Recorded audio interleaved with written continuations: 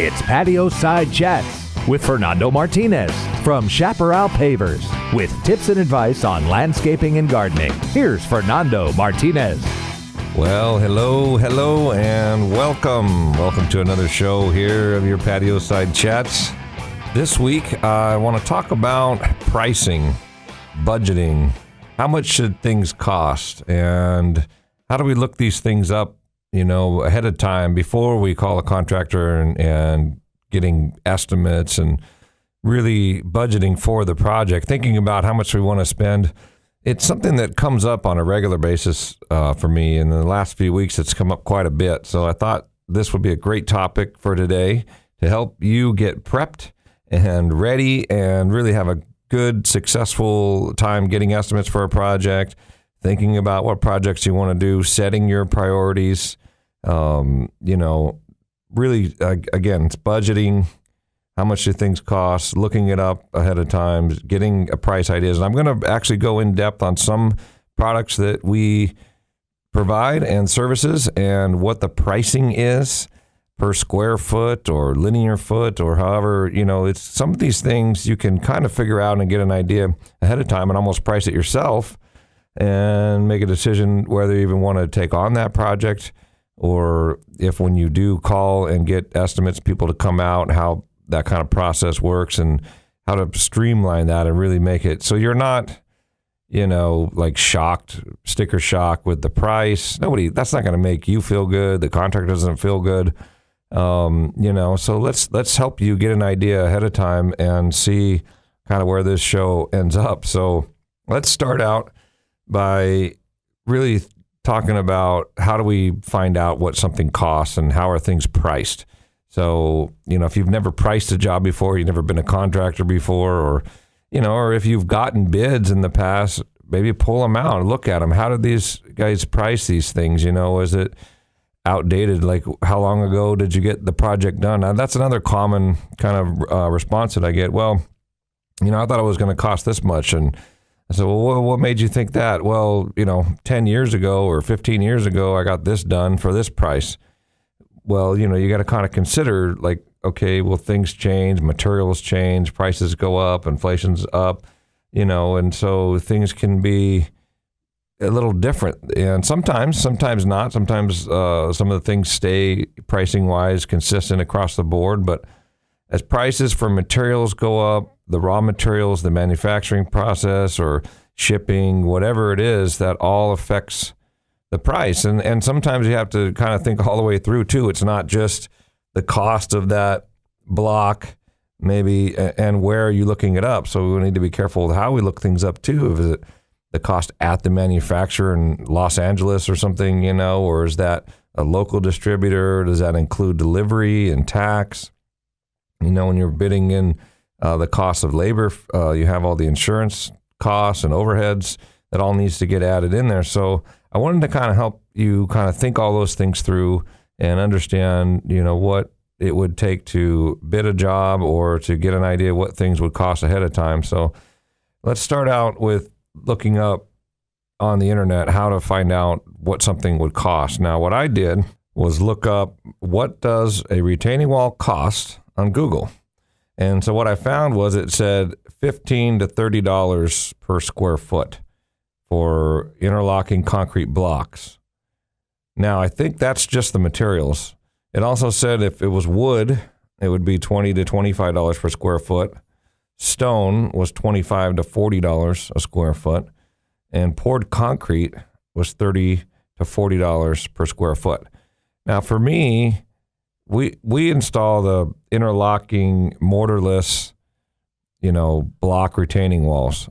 I love them because they're very simple to set up.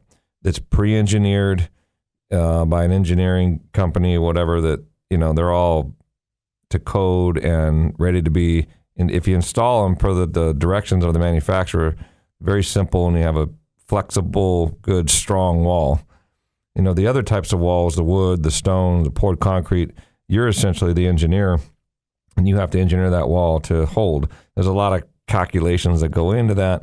But anyway, that's besides the point. So within that price range, a lot of that, I think, like the interlocking blocks, I think might just be just for the blocks themselves. So be careful of that. Are you talking about materials, or are you talking about the materials installed? So then I went down and it said, how much does it cost to put up a retaining wall? And that said $30 to $40 per square foot. And again, it says in here, it depends on the type of, wall that you pick, whether you do decorative finish, whether you add curves, if there's step, lighting, any upgrades, caps or anything, they could add cost to that, but at least we've got some semblance of an idea. So how do you get square footage? Very, very simple math. Everybody can do it. Hopefully, if you can't, you can find out how to do it on the internet pretty quickly. It's just length times height on a retaining wall, or length times width, and that's how you get square feet. Most of the things that you'll be able to kind of figure out how much something costs are either sold by the square foot or linear foot. So in this case, it's sold by the square foot is what they're talking about, $30 to $40 per square foot. So if you had a 50-foot wall, 3 feet high, you've got 150 square feet. So you take 150 times worst case scenario, $40 a square foot. That's $6,000. So a 50-foot wall, 3 feet high, should come in somewhere around $6,000. So with that little amount of information, take me 5 minutes to look it up on Google. I'm thinking to myself, even as a homeowner who knows nothing about installing retaining walls or what anything costs, I get 3 bids and I call around and I said, I want contractor A, B, and C.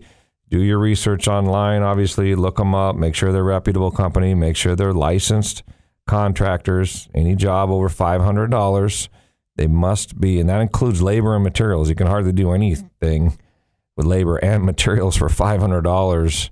So if you're doing a project outside, please, it protects you and it gives you an out or something to do or someone to call if something goes wrong. You've got the contractor state license board and you know that contractor is licensed. So besides that, I keep kind of getting off track here, sorry. That these bids should come in somewhere around $6,000.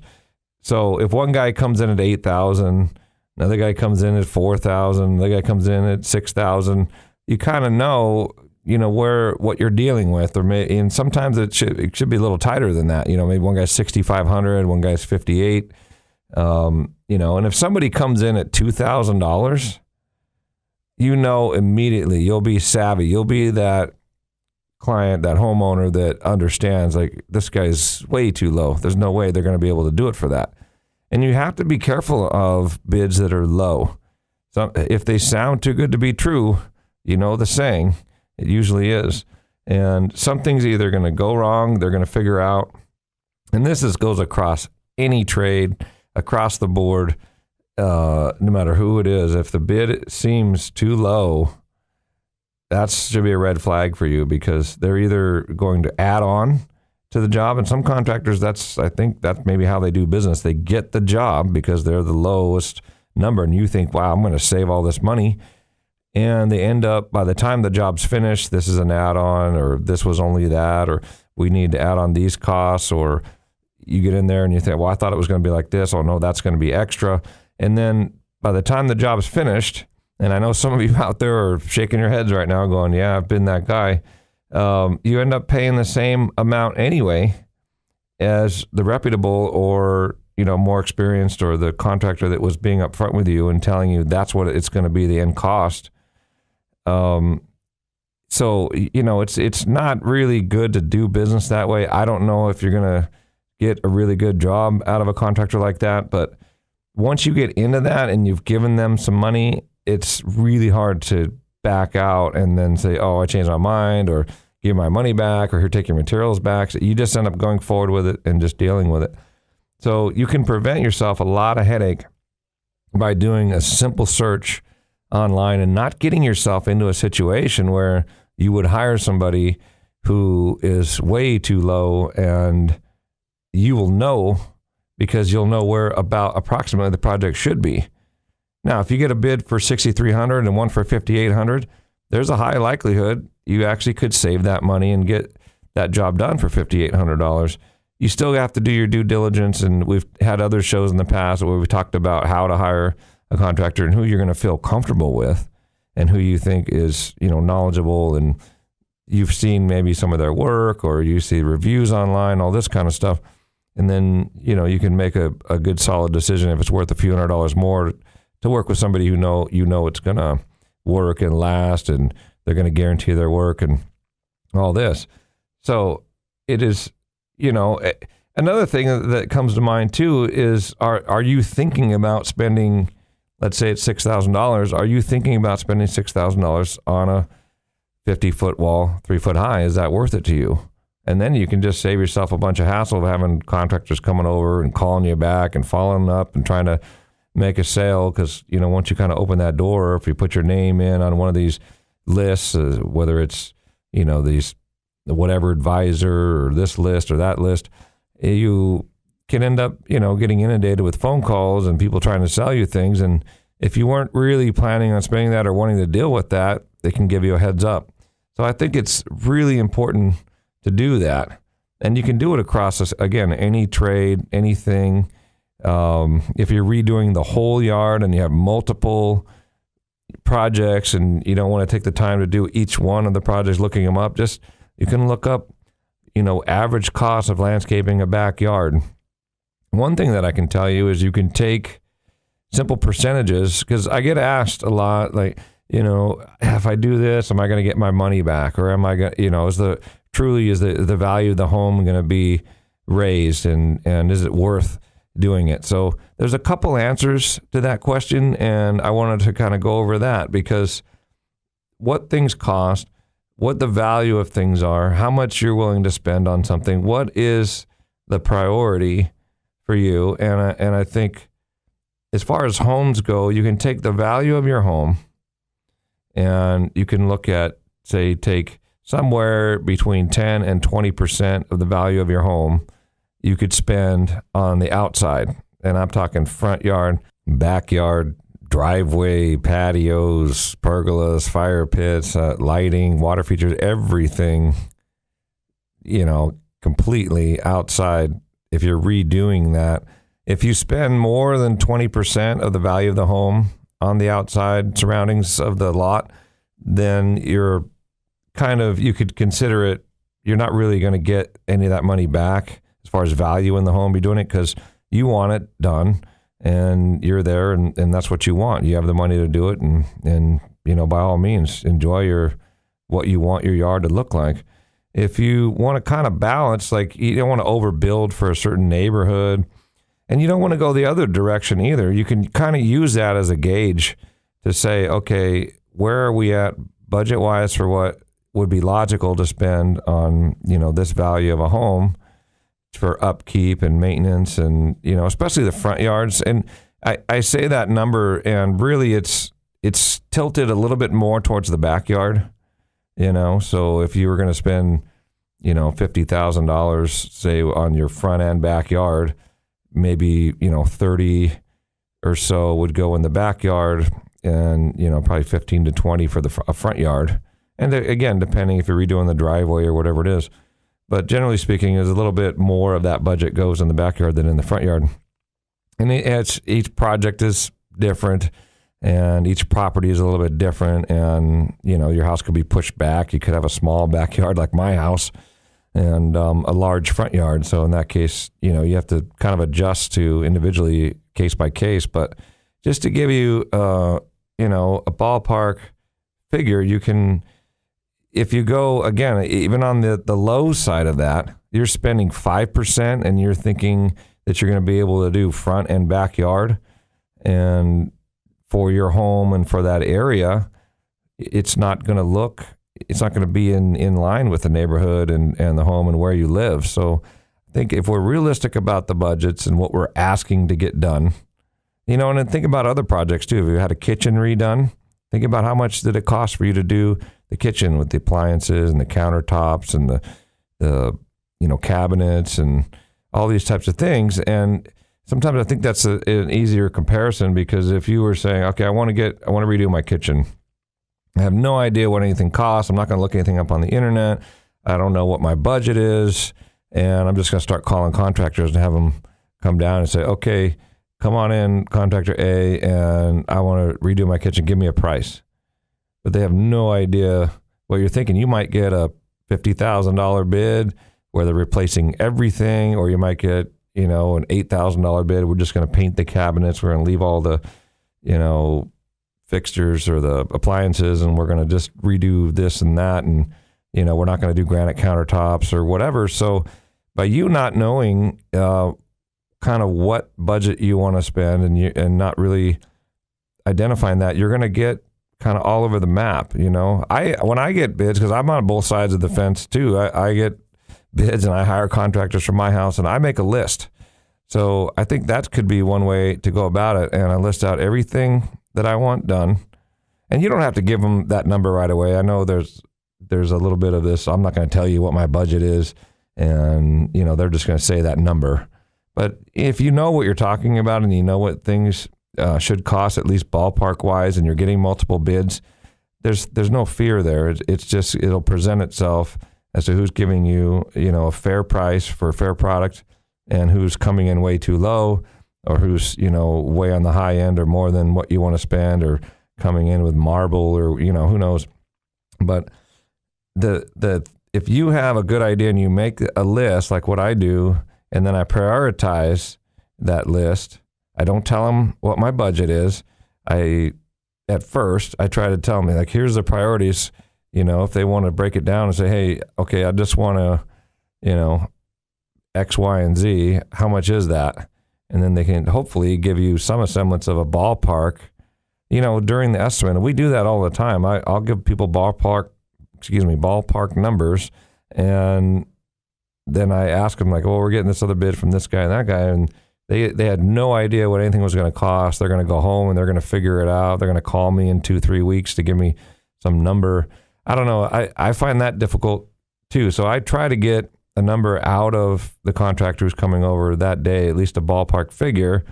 And then I can let them know after they give me a number. I can say, okay, well, here's kind of where I'm thinking I want to be with the project. What can I get for this? And then I think it's more productive, and it seems to make more sense because I can prioritize my list for the funds that I have and say, okay, well, just if you're going to send me an estimate, or if you're going to send me a contract, send it for these items that are within my budget here. Give me a firm number on that, and then I'll do that to all 3 contractors. And that way, and you should get 3 bids, absolutely. And that gives you a lot of information as to where you are price-wise in combination with your research that you're doing on the internet. So, it's sounds, I think maybe I'm making it sound complicated, but it's pretty simple to find out. The square foot thing will help you a lot. Let's say it's pavers and you're going, I have a 10 by 10 area, 100 square feet, 10 times 10, very simple. And look it up online. How much do pavers cost? Keep in mind, smaller jobs generally cost more per square foot than larger jobs have a tendency to be less per square foot because there's more, you get more discounts on the product, or the same amount of materials can be delivered and you end up paying the same delivery fees and crew setup fees and everything for small jobs as you do for big jobs. So there is a little difference there. So if you're thinking, and a lot of times if you have a budget in mind and they come in less than your budget and you were thinking that you could possibly want to do more, that could be an opportunity for you to save some money, get more square foot for your, more bang for your buck, so to speak. And I just think you're going to have a much better experience and save yourself a lot of headache, and possibly save yourself from hiring the wrong contractor up front, getting the job done right the first time. And how do you know that you've gotten the job done right the first time? I want to talk about that when we come back. So stay tuned for that, and check us out on YouTube, Chaparral Pavers. If you want to hear this show or any other past shows, we got lots of radio shows on there for you to browse through, pick a topic, and check it out. So go to the YouTube channel for Chaparral Pavers. And, of course, you can catch us on the web at ilovetocomehome.com. The link for the YouTube's there on the website as well. Try to make it easy for you. We'll see you on the other side of the break. You're listening to Patio Side Chats with Fernando Martinez from Chaparral Pavers on California's Central Coast. Here on 1240 AM and 99.5 FM, KSMA. Chaparral Pavers. I love to come home.com. Imagine the flickering flames and warmth of a fire pit, soothing sounds of trickling water, decorative lighting, highlighting your landscape at dusk. Driveways and patios, not only functional, but a work of art. This is what Chaparral Pavers does for your landscape lifestyle. You'll love to come home. Chaparral Pavers. Visit us now at ilovetoComeHome.com. If you're thinking about installing a new paver patio or paver driveway, check out Chaparral Pavers online at ilovetoComeHome.com. Serving the Central Coast since 2001, Chaparral Pavers will work with you to get it right and complete the job to your specifications, as customer service is king at Chaparral Pavers. Paver driveways are stylish and durable and guaranteed to never crack. If your old concrete driveway or entryway is a hazardous cracking mess, it's time to call Chaparral Pavers. Go to their website, ilovetoComeHome.com. You'll find all the information you need. Check out photographs of past installations and reviews from Central Coast residents who have used Chaparral Pavers. And don't forget, all installations are guaranteed for the life of your home. So check out Chaparral Pavers online at ilovetoComeHome.com. Chaparral Pavers, they'll make you love to come home. Now, back to Patio Side Chats with Fernando Martinez from Chaparral Pavers on KSMA. And we're back. Okay, we are talking about pricing. We're talking about budgeting for projects, how much do things cost, and looking it up on the internet, checking it out first, and figuring out how many square feet you have, length times width. Even if it's a retaining wall, you do length times height, and, get an idea of what it costs in your area when you go to look it up on Google. Be careful a couple things, or whatever search engine you use. Make sure that you type in either your zip code or your area code, because there can be some price variances depending on your region. Sometimes even if it's back east or something, and there's different types of products. And also that you are not just pricing the materials by themselves, that you're looking up the service part of it, that's when it's installed. And then get 3 bids, so you have an idea of where people are coming in, and that gives you more information as to where the pricing should be, because now you're getting actual prices from, legitimate contractors in the area. You make sure they are licensed contractors and check their license and make sure it's valid and they've got insurance. And think about the value of your home, how much you should spend on the products to keep the value of your home and not overspend, unless that's just what you want to do. You want what you want, and that's fine too. And I do want to talk a little bit more about value before the end of the show, and how you know what brings value and what types of things bring better value than other things to a home. And really remembering that doing it right the first time, getting it done, and not having to worry about it, and having that peace of mind at the end of the project is huge. And this is how you do it. And it avoids you getting sticker shock from the contractor, you having no idea what things cost or no idea what you want to spend on a project. So it's super, super important. It's come up for me a lot lately, going on all these bids. And so I thought today this would be a great topic. So let's get back into it. What type of things bring value to the home better than others? And hardscaping outside, as far as landscaping goes, I mean, the obvious, and everybody says it, and it's absolutely 100% true, is kitchens, bathrooms, and landscaping. In my opinion, curb appeal. The first thing a potential buyer would see for a home is the front landscape as you're walking up. Welcome home. I love to come home. That's why we call it that, because one of my favorite things to do more than anything in the world is to invite the client home to their house and making that front yard just be, wow, I love coming home. and it welcomes you in. And a potential buyer is going to see that curb appeal, that is true value to home. It doesn't have to be expensive. It doesn't have to be a lot.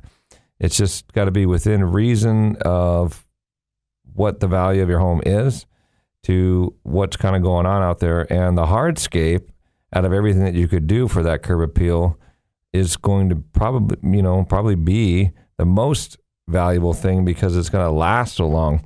And so hardscaping, and that's why, again, I get into this industry and I love what I do. And I think to myself, what are the best products that are going to bring the best value in the long run? And pavers over any other, flat work, whether it be concrete or, blacktop or decomposed granite or whatever it is that can be a flat surface, they last the longest, they look the best, and really provide that true curb appeal and that true value in the long run because they never crack, they never fade, and sometimes I sound like a paver commercial every time when I go out on these bids and things, but it's because it's true. I mean, concrete cracks, the color fades. The pavers just don't do that. And no matter how much you stamp it and stain it and color it, it still doesn't look, in my opinion, as good as pavers. You're not really fooling anybody. Nobody's walking up, oh my gosh, is this flagstone driveway? It looks good. And, it's stamped as some flagstone or even sometimes stamped as pavers. But it's substantial and it's there and it can be repaired if it needs to be. And they're a very flexible system. They move with the earth and they don't crack. Retaining walls can add a lot of value. They can push soil back and there's stop erosion. Drainage is huge. If you have drains throughout the property and all your rain gutter downspouts going into drains, and those types of things I think hold the value really well. They provide you with a nice, warm, welcoming feeling to come home, and there's no puddles or erosion or things to worry about, house flooding or these types of things. So that's how you get the best value. And prepping yourself ahead of time for the budgets and the costs on these things is going to go a long way and help you out. Check us out online at ilovetoComeHome.com. You can get us all of our shows on YouTube at Chaparral Pavers. Thank you for listening today, and we will see you next time right here on Patio Side Chats. Bye now. This has been Patio Side Chats with Fernando Martinez from Chaparral Pavers. Go to ilovetoComeHome.com to find out more or call 805-588-6917. And be sure and tune in next week at this same time for Patio Side Chats here on KSMA.